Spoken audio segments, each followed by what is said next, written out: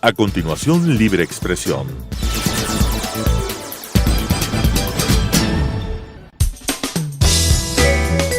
Clasificación B, bajo supervisión de un adulto.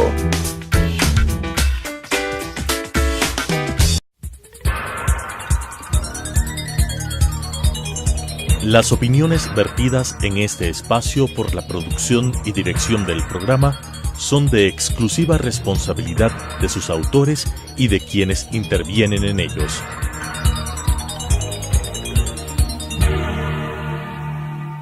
Telesucesos Canal 29 UHF presenta Libre Expresión. Un espacio para defender los derechos humanos, impulsar la democracia y escuchar a la sociedad, con la conducción de César Ricaurte. Libre Expresión. Hola amigos, bienvenidos a Libre Expresión. Gracias por acompañarnos en este programa. Damos la bienvenida a nuestro invitado Juan Carlos Solines. Es un experto en telecomunicaciones, quien ha estado siguiendo a través del Observatorio de Frecuencias todo el proceso del concurso de 1.472 frecuencias que se inició en el 2016 durante el gobierno de Rafael Correa. Como sabemos, en las últimas semanas, Contraloría ya leyó el informe inicial, el informe borrador sobre la auditoría de este concurso. Bienvenido, Juan Carlos, gracias por acompañarnos. Contraloría detecta 12 tipos de irregularidades en este concurso. ¿Cuál es tu visión de este informe que ha elaborado Contraloría? Gracias, César, por la invitación y un saludo a toda la audiencia de Telesucesos. Bueno, en primer lugar, yo creo que el informe de Contraloría ratifica todas esas denuncias que venimos haciendo desde el Observatorio de Frecuencias, desde la sociedad civil, desde Fundamedios. Es decir, no es nada nuevo. En realidad, la Contraloría lo que hace es profundizar con la autoridad que la ley le da en identificar todos estos hallazgos que son mencionados en el informe, pero que ninguno resulta sorpresivo. Eran, digamos, ya cosas que se habían denunciado. Lo importante es que ahora es la entidad de control oficial la que señala esto, y creemos que en el informe final, porque este fue una lectura de un borrador preliminar, el informe final tiene necesariamente que determinar ya las responsabilidades administrativas, civiles y hasta penales que pudiese haber en contra de personas determinadas. Hoy día las menciona solamente con cédulas, pero personas determinadas tanto en el sector público como en el sector privado, para poder no solamente corregir este concurso viciado desde el inicio, sino también para que se sancione a las personas, tanto, insisto, del sector público como el privado, que actuaron mal. Vamos desglosando, si te parece, alguna de las observaciones que hace Contraloría. La primera es este tema de los puntajes, ¿no? Nos dice Contraloría que se actuó contra la ley el momento en que se reconoció solamente el 20% o el 20% del puntaje en la primera fase del concurso y no en la segunda fase del concurso para quienes acreditaban experiencia e inversiones previas al concurso. Esa fue una de las primeras quejas, recordarás, César, fue una de las primeras quejas de los medios de comunicación ya establecidos, que decían, bueno, nosotros hemos invertido, hemos desarrollado un medio de comunicación y ahora el gobierno viene a hacernos, digamos, competir en igualdad de condiciones, y la ventaja que nosotros teníamos por ya existir, por estar operando, por haber invertido, por haber generado empleos, nos la están otorgando en la primera fase, y para la segunda, que es la decisiva, donde se determina quién recibe la frecuencia, vamos ya sin ese aliciente o sin esa posibilidad de acreditar los puntos. Entonces, ese reconocimiento. Ese reconocimiento, claro, ¿no? Entonces, yo creo que nada es gratuito en este concurso, César. Yo creo que todo esto fue fríamente calculado justamente para manipular a quién se daba frecuencias y a quién no. El mismo hecho de que se haya hecho competir por una misma frecuencia a un medio privado con un medio comunitario, que la propia Ley Orgánica de Comunicación las define como distintos, de distinta naturaleza, con distinto modelo de sostenibilidad, les haya hecho competir, es como comparar peras con manzanas. Y en ese absurdo en que incurrió el concurso, las puntos adicionales que se merecían quienes ya tenían un medio de comunicación eran de alguna forma licuados, evaporados en la primera fase técnica para que en la segunda, que era donde el Cordicom decidía calificar los proyectos comunicacionales, pueda asignar a quien le diera la gana. Que en la segunda fase, justamente otra de las observaciones de Contraloría es este reconocimiento por acción afirmativa de 30 puntos para los medios comunitarios. Pero antes de entrar a eso, no quiero dejar suelto este aspecto del concurso que mezclaba comunitarios con privados, porque hace unos días conversaba con Ana Costa de los medios comunitarios y me decía que esa era una preocupación de los comunitarios sobre las reformas a la ley de comunicación, de que ahora se separaba el concurso para que solo sean comunitarios con comunitarios y privados con privados. Y ella decía, bueno, no nos va a quedar ninguna frecuencia para privados. ¿Qué opinas de esta observación? Yo creo que eso no es tan cierto porque recordemos que antes de este concurso que ha sido señalado con irregularidades por la Contraloría, ya se produjeron 2 concursos solamente para medios comunitarios en varias regiones del país y fueron ambos declarados desiertos porque no hubo peticionarios. Es decir, esto que nos vendieron, yo pienso que los medios comunitarios son fundamentales para democratizar la comunicación y la información en un país. Son muy importantes porque de alguna forma empoderan mecanismo, una herramienta a los sectores sociales para que puedan difundir su información, difundir sus opiniones. Pero eso tiene que crearse a través de un ecosistema que permita el surgimiento y el sostenimiento de medios comunitarios. Y lamentablemente este discurso del gobierno de Correa fue un discurso demagógico y manipulador. Es decir, sobre pretexto de que querían impulsar el sector de los medios comunitarios, separaron frecuencias, hicieron una división artificial de las frecuencias para un reparto supuestamente equitativo de 33% para públicas, 33% para privadas y 33% de las frecuencias para medios comunitarios. Pero esos concursos a los que me refiero, esos 2 previos, en donde no hubo una sola postulación por una frecuencia, evidencia que la sociedad, las organizaciones de la sociedad civil no estaban preparados para eso. Entonces, ahora con las tecnologías digitales, no hay que preocuparse por escasez de frecuencias, porque si es que ya se introducen frecuencias digitales, ocupan mucho menos ancho de banda y se puede canalizar muchas más frecuencias. El problema no es ese, el problema es que no hubo un verdadero impulso, no hubieron políticas públicas para apoyar, para impulsar, para capacitar, para financiar a las organizaciones sociales y que la última etapa, cuando ya se ha logrado todo eso, es darles una frecuencia. Entonces había que hacer una racionalización, pero detrás con unas políticas públicas que realmente impulsen al sector comunitario. De hecho, veía en un estudio de mercado sobre la radiodifusión ecuatoriana que las llamadas comunitarias, la gran mayoría son radios de iglesias, en realidad, radios vinculadas tanto a la Iglesia Católica como a iglesias protestantes. Es decir, no hay una consolidación real del sector en este momento. Así es. Y una de las críticas que hicimos desde la sociedad civil, desde la academia al gobierno anterior, fue justamente que ese Cordicom, que se llenaba la boca diciendo que quiere impulsar, democratizar la comunicación, el discurso oficialista, chocaba con la realidad de que los propios consejeros del Cordicom no tenían idea cómo funciona un medio comunitario. No tenían idea de dónde salía un contenido para una televisión comunitaria, por ejemplo. ¿No? Yo he estado en varios medios comunitarios y he visto la dificultad que tienen para conseguir equipos, para sostenerse, para conseguir contenidos de calidad. Entonces yo creo que es un tema que hay que trabajar muy profundamente, pero definitivamente hay que dar un impulso al sector comunitario. Otra de las observaciones, regresando al tema del concurso de frecuencias, Juan Carlos, otra de las observaciones de la Contraloría era este hecho de que se cambió las reglas del juego en medio del concurso y Cordicom aprobó un reglamento para la calificación de los proyectos comunicacionales cuando ya incluso se había cerrado la primera etapa del concurso. Y ahí Contraloría dice, bueno, esto es absolutamente irregular, ¿no? Absolutamente. Y también fue denunciado en su momento. ¿No? Los miembros que utilizaron ese instructivo para calificar los proyectos comunicacionales, tanto miembros que todavía están ahí como miembros que ya salieron, pretenden lavarse las manos diciendo que ese instructivo nunca fue aprobado formalmente por el Cordicom. Sí, puede que no haya sido aprobado, pero fue utilizado.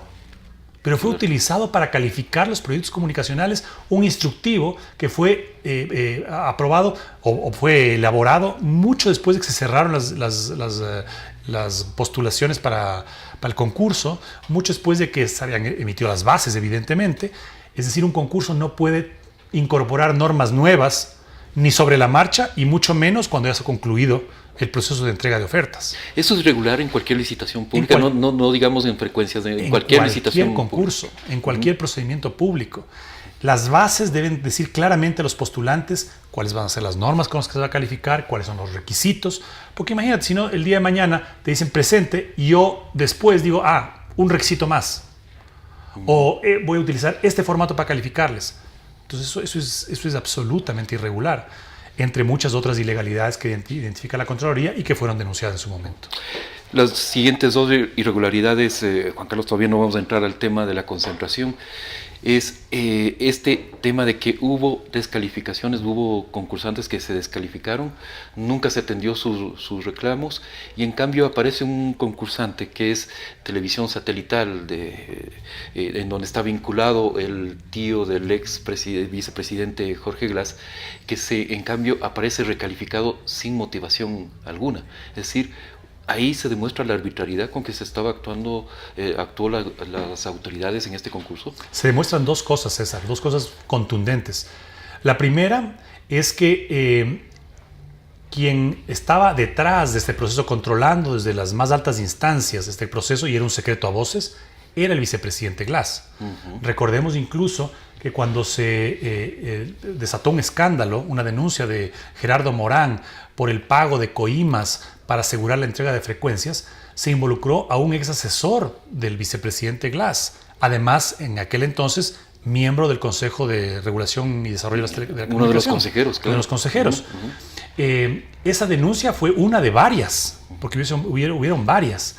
Y ahí quien salió a dar la cara fue el vicepresidente. Y dijo, yo no tengo nada, nadie actuó en mi nombre. O sea, se apersonó y dijo que el concurso debe seguir.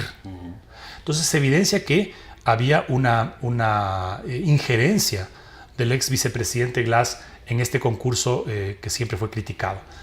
Y otra cosa que se evidencia con esto es que nunca, jamás hubo la intención de corregir las taras del pasado respecto al reparto de frecuencias, porque una de las taras que identificó el informe de auditoría de frecuencias que por mandato constitucional se entregó en el 2009 era justamente que no se respetaba los procedimientos, que se descalificaba a las empresas que no querían darle las frecuencias, que se calificaba a empresas que no debían calificar y se les entregaba las frecuencias casi a dedo. Entonces se replican esas taras, por eso yo he llamado este proceso del concurso la Feria de las Frecuencias del siglo XXI, porque no es el mismo modus operandi, pero es otro modus operandi para llegar a lo mismo. Yo entrego a quien yo quiero las frecuencias.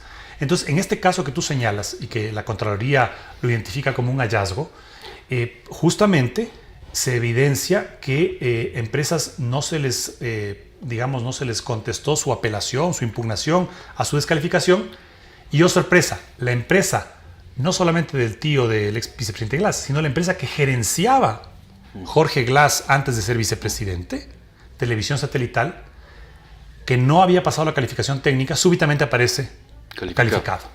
Entonces ahí habrá que la Contraloría tendrá que indagar y determinar si hubo un tráfico de influencias, si hubo alguna injerencia por parte de autoridades, altas autoridades, para que se haya convalidado algo que había sido descalificado.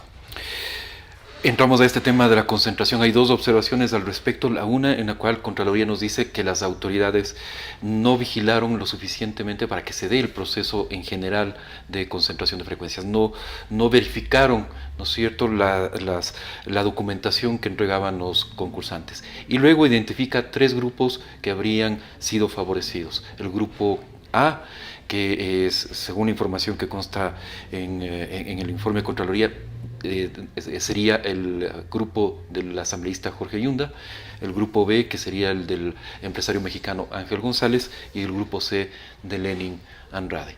¿Qué criterio tienes de este proceso de concentración de frecuencias que ha detectado Contraloría? Son hallazgos muy graves, pero son hallazgos que los venía denunciando Fundamedios, por ejemplo, desde hace un tiempo atrás, inclusive con cuadros explicativos de cómo se daba esta pretensión. Y digo pretensión porque en realidad este hallazgo de Contraloría lo que identifica son unas estructuras empresariales que habían postulado, que habían buscado concursar por gran número de frecuencias, cosa que la ley prohíbe expresamente.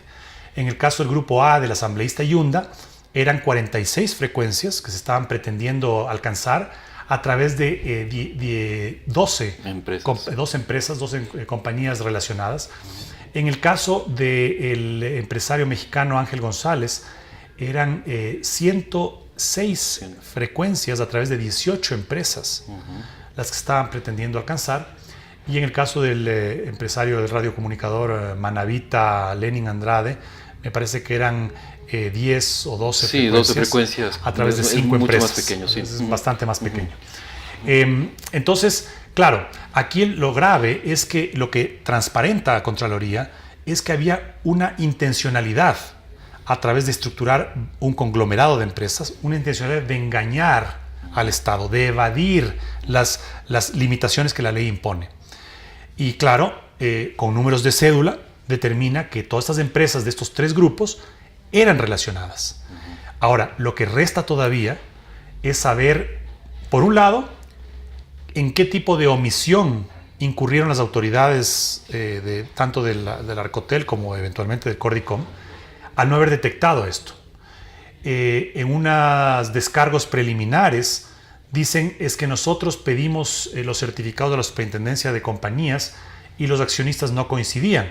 Pero claro, pues precisamente la estructuración de empresas para ocultar quienes están detrás es justamente utilizando accionistas distintos. Claro.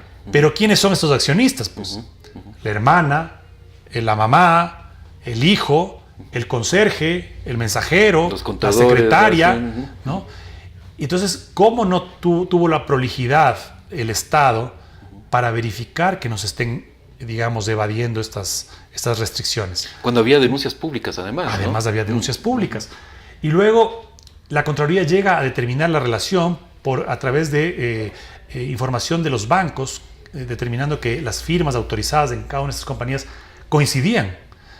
Y el Arcotel dice, pero es que yo no podía pedir eso porque está sujeto al sigilo bancario. Pero por supuesto que podía. Cuando hay una petición de una entidad pública fundamentada en algo, ¿no? Tiene que darse paso, porque aquí lo que quería verificarse es que no estén relacionadas. Entonces, claro, cuando el sector público, los funcionarios se sienten descubiertos en su acción u omisión, buscan lavarse las manos, pero la Contraloría tiene el desafío de determinar responsabilidades, como digo, administrativas, civiles, penales, de quienes omitieron descubrir estos hallazgos que la Contraloría sí descubre y que, como tú dices, fueron denunciados. Ahora, tú hablabas de pretensión, pero en realidad hoy estos grupos ya tienen frecuencias de radio y televisión que estarían violando la ley. ¿Qué aconsejarías hacer con eso? ¿Habría que iniciar una investigación sobre las frecuencias ya operadas ahora por estos grupos? Por supuesto, y es lo que he dicho yo en varias intervenciones que he tenido, que lamentablemente el informe de Contraloría se refiere solamente al concurso. Y en el concurso, me parece que con excepción del grupo del asambleísta Yunda, a la que se le otorgaron, me parece que 4 o 5 frecuencias sí. de las 46 que pretendía. Y en el caso de Ángel González, el empresario mexicano, me parece que le dieron la de Ecuador Radio, de AM, pero la gran mayoría estaba todavía por resolverse. Entonces, podrían decir, como le he oído al asambleísta Yunda, yo no he pedido nada, a mí no me han dado nada. Sí, pero el ilícito, el tratar de engañar al Estado a través de una estructura empresarial es un acto que ya está cometido y que tiene que traer consecuencias. Y aunque se declare nulo el proceso de concurso, que yo creo que es la única opción que tiene la Contraloría en este momento, aunque se declare nulo el concurso, se tienen que determinar responsabilidades tanto de los privados como de los públicos. Pero como tú bien dices, una cosa es el concurso y el informe al que se refiere, el informe de Contraloría que se refiere al concurso, y otra cosa es estos mismos grupos señalados en el informe que ya vienen operando con varios medios de comunicación. Entonces, si hay un hallazgo en donde la Contraloría dice, estas empresas, estas 2 empresas del señor Yunda, estas 18 del señor González, son relacionadas, automáticamente la autoridad de telecomunicaciones y la fiscalía deberían ver si es que las frecuencias que ya tienen en su poder son producto de algún tipo de anomalía o de ilegalidad. Es decir, esto puede dar motivo a varias investigaciones todavía, por lo penal y por el lado de telecomunicaciones o administrativo. Definitivamente. Y lo ideal, lo óptimo sería que la Contraloría inicie una especie de examen especial a todas las frecuencias de radio y televisión que se hayan entregado desde el 2009, en que se entregó el informe de frecuencias, o sea, de mayo de 2009, hasta la fecha. Habrá que ver qué se hizo en los últimos años de Correa con las frecuencias, a quienes se le renovaron, a quienes le dieron nuevas frecuencias, cómo estos grupos de empresariales identificados en el informe de Contraloría tienen todos estos medios. Lo ideal sería que la Contraloría inicie un examen especial, pero aunque no lo iniciara, con los indicios que existen ahora con este informe del concurso, ya se podría iniciar una investigación. Tú ya has respondido de alguna forma, pero Contraloría todavía no da a conocer sus recomendaciones. Ya decías que probablemente tenga que declarar nulo el concurso. ¿También indicios de responsabilidad penal, Juan Carlos? Probablemente porque los hallazgos de la Contraloría nos llevan a pensar en varias figuras posibles de infracciones penales, ¿no? Podría haber casos de testaferrismo, es decir, que haya prestanombres que prestamos un nombre para que no aparezca el verdadero dueño en las compañías. Podría haber figuras de colusión, en donde dos o más personas se ponen de acuerdo para engañar a un tercero. En este caso se buscaba engañar pretendiendo ser empresas distintas cuando eran del mismo grupo o tenían una misma raíz, ¿no? Podría haber tráfico de influencias que mencionamos hace un momento. Es decir, podrían haber varias figuras que acarrearían responsabilidad penal. Hay que ver, por eso digo, la Contraloría tiene un desafío muy importante y una responsabilidad histórica, no solamente para haber determinado estos hallazgos preliminares, sino para llegar hasta el final de las consecuencias, es decir, determinar quiénes son los responsables de todas estas anomalías. Hay concursantes que actuaron de buena fe, que quizás incluso obtuvieron ya frecuencias, porque más de 200 frecuencias ya fueron otorgadas o licencias que se llaman ahora para operar las frecuencias. ¿Qué hacer con ellos? ¿Qué hacer con estos concursantes que actuaron de buena fe? Es muy importante eso, César, porque claro, cuando vemos que hay personas, empresas, medios de comunicación ya establecidos o nuevos que actuaron de buena fe, que cumplieron con los requisitos establecidos en el concurso, que presentaron su documentación en buena lid y que eventualmente, me parece que son 270 y pico de frecuencias entregadas, recibieron su frecuencia y firmaron un contrato con el Estado, ellos no tienen por qué asumir, digamos, los perjuicios o el daño de acciones y omisiones del Estado que realizó mal un concurso. Entonces, y tampoco cabe, como he oído en algunas ocasiones, que se diga, bueno, que se declare nulo el concurso, pero que les dejen a los que tienen la frecuencia. Eso no es posible, porque si es que el origen de esas frecuencias, el origen de esos contratos es nulo, no se puede convalidar un acto de la administración pública cuyo origen es nulo. Claro.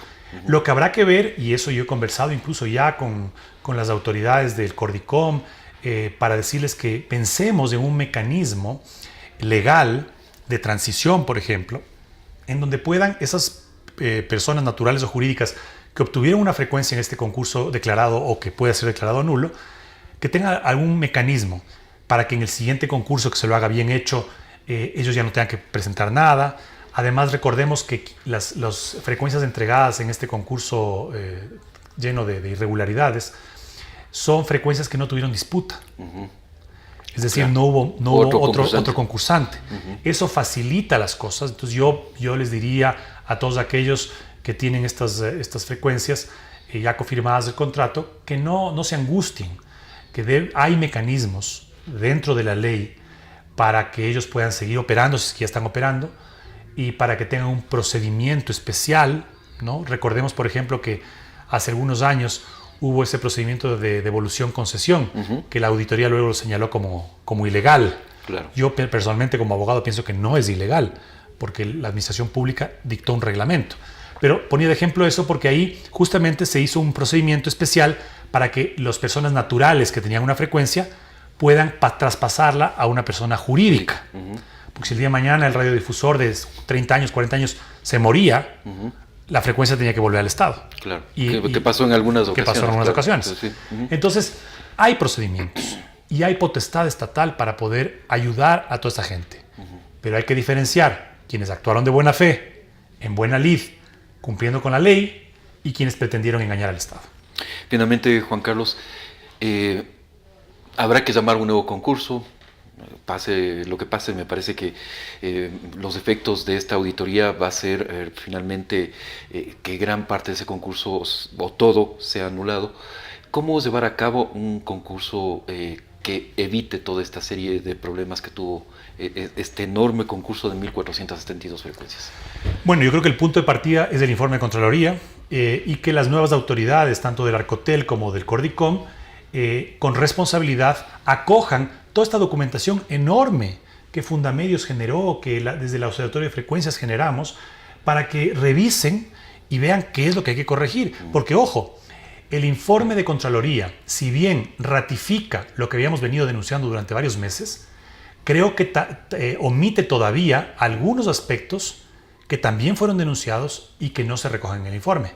Entonces, en el informe final, yo creo que la Contraloría tiene la tarea de revisar, por ejemplo, una a una las 270 y pico de frecuencias que ya se otorgaron, para ver bajo qué condiciones se otorgaron. Por ejemplo, conozco de un caso específico en Loja, donde uno de los beneficiarios de una frecuencia es un primo de una ex consejera de Cordicom, de la consejera Mogrovejo, si no me equivoco. Un primo hermano, ¿no? Y entonces hay una prohibición expresa en la ley que prohíbe que se concedan frecuencias a familiares. Entonces hay una serie de casos específicos que la Contraloría tendrá que analizarlos y que se remiten al concurso. Entonces yo creo que la tarea ahora es esa. El punto de partida es que el informe de Contraloría salga lo más completo posible y que las autoridades actuales, tanto del Arcotel, que es la dueña digamos, la administradora del espectro, claro, como el Cordicom, que evalúa los proyectos comunicacionales, recojan el informe de Contraloría y recojan todos los demás insumos y aportes que ha habido de denuncias y hagan un concurso transparente, apegado a la ley y sobre todo permitiendo, dentro de la transparencia, permitiendo la veeduría que el anterior concurso nunca permitió. ¿Pero el concurso debería hacerse después de las reformas a la ley de comunicación o antes? Creo que lo más prudente, no sabemos cuánto tiempo va a tomar las reformas a la ley de comunicación. Claro. Entonces, digamos, es difícil establecer un cronograma de qué es primero, porque si es que recordemos, la ley orgánica se tomó casi 4 años en debatir. Si estas reformas esperemos que no se demoren claro, mucho tiempo. Y veamos cuándo sale el informe final de Contraloría y qué mecanismos se establecen dentro del Arcotel y de Cordicom para retomar el tema del concurso. No necesariamente tiene que ser un concurso de 1.472 frecuencias. Claro. Eso es algo inédito en el país. Puede retomarse el tema de hacer concursos sectoriales o regionales, ¿no? Para privados, para comunitarios. Puede atenderse lo que el anterior gobierno mañosamente, y lo digo así textualmente, mañosamente no atendió, que es las renovaciones de las frecuencias. Claro. ¿Por qué no renovó a tanto medio que ya viene operando y medios prestigiosos? ¿Por qué no les renovó? Entonces, si ahora cabe renovar la frecuencia a una estación determinada, que se la renueven. Y si es que el reparto, digamos, el parcelamiento para frecuencias para el sector comunitario quiere hacérselo, que se identifique las frecuencias. Hay muchas frecuencias que no están siendo utilizadas. Por ahí deberían empezar. A ver, las frecuencias que no están siendo utilizadas, utilicémoslas para medios comunitarios, sin necesidad de quitar a nadie. Ahora, si hay una demanda mayor a esa, comenzamos a ver qué frecuencias se pueden conseguir. Hacer una nueva canalización, por ejemplo. Exigir que los nuevos medios que postulen por una frecuencia ya utilicen medios digitales. Con nuevas tecnologías. Con nuevas tecnologías, no analógicos. Y entonces ahí se puede canalizar de mejor manera el espectro radioeléctrico. Entonces yo creo que hay que hacer de manera ordenada, sin perjudicar a nadie y de manera, pues, digamos, técnica, que es lo que corresponde. Perfecto. Gracias, Juan Carlos, por tu presencia y por esos importantes criterios. Y a todos ustedes, amigos televidentes, gracias por acompañarnos en este Libre Expresión. Nos volveremos a encontrar la próxima semana. Un fuerte abrazo. Las opiniones vertidas en este espacio por la producción y dirección del programa son de exclusiva responsabilidad de sus autores y de quienes intervienen en ellos.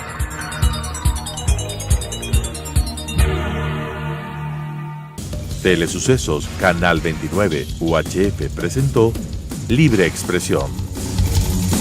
Un espacio para defender los derechos humanos, impulsar la democracia y escuchar a la sociedad, con la conducción de César Ricaurte. Libre Expresión.